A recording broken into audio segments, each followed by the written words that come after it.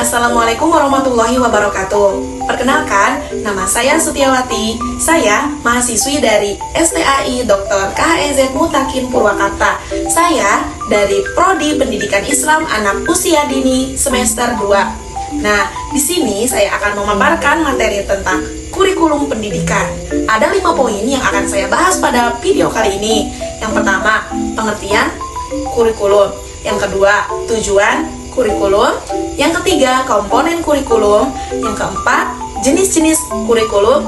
Dan yang terakhir, prinsip pengembangan kurikulum. Nah, sebelumnya teman-teman tahu nggak pendidikan itu apa? Pendidikan itu adalah proses mengubah sikap dan tata laku seseorang atau kelompok orang dalam usaha mendewasakan manusia melalui upaya pengajaran dan pelatihan. Tahukah teman-teman, kalau ternyata di Indonesia itu memakai sistem pendidikan kurikulum? Nah, bukan hanya di Indonesia saja, di beberapa negara lain juga menggunakan kurikulum sebagai titik acuan dalam proses pembelajaran. Nah, kita akan masuk pada pembahasan pengertian kurikulum. Apa itu kurikulum? Kurikulum berasal dari bahasa Yunani, kata kuri yang berarti pelari, dan kurir yang berarti tempat berpacu, sehingga kurikulum diartikan tempat berpacu pelari atau jarak yang harus ditempuh oleh pelari. Nah, sedangkan menurut Undang-Undang Nomor 20 Tahun 2003, Pasal 1 Ayat 10, kurikulum adalah seperangkat rencana dan pengaturan mengenai tujuan, isi, bahan pelajaran, serta cara yang digunakan sebagai pedoman penyelenggaraan kegiatan pembelajaran untuk mencapai tujuan. Yang kedua yaitu tujuan kurikulum. Tujuan kurikulum adalah menggambarkan apa yang ingin dicapai jika kurikulum tersebut telah dilaksanakan.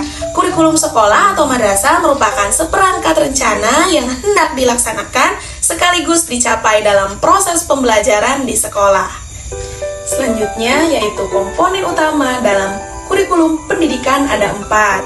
Yang pertama, tujuan pendidikan berisi tentang sasaran akhir. Yang kedua, isi atau mata pelajaran berisi kompetensi dasar. Dan yang ketiga, metode pembelajaran mencakup strategi pendekatan.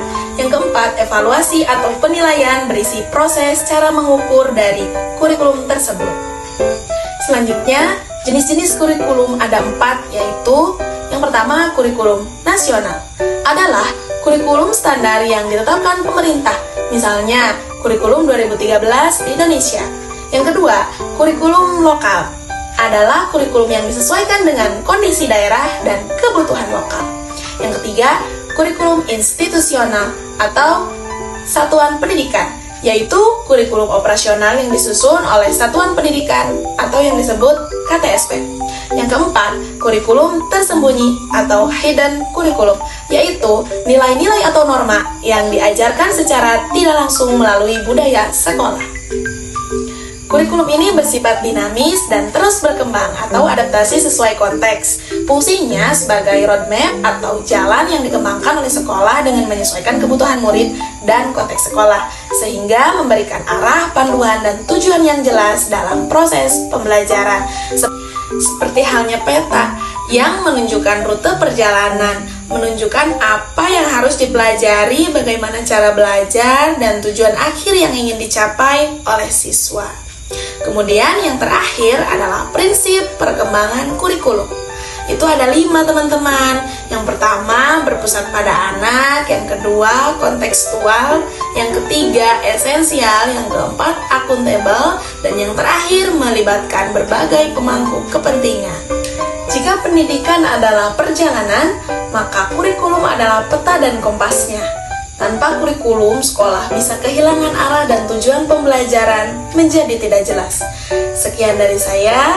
Mohon maaf bila ada kata-kata yang kurang berkenan. Terima kasih atas perhatiannya. Wassalamualaikum warahmatullahi wabarakatuh.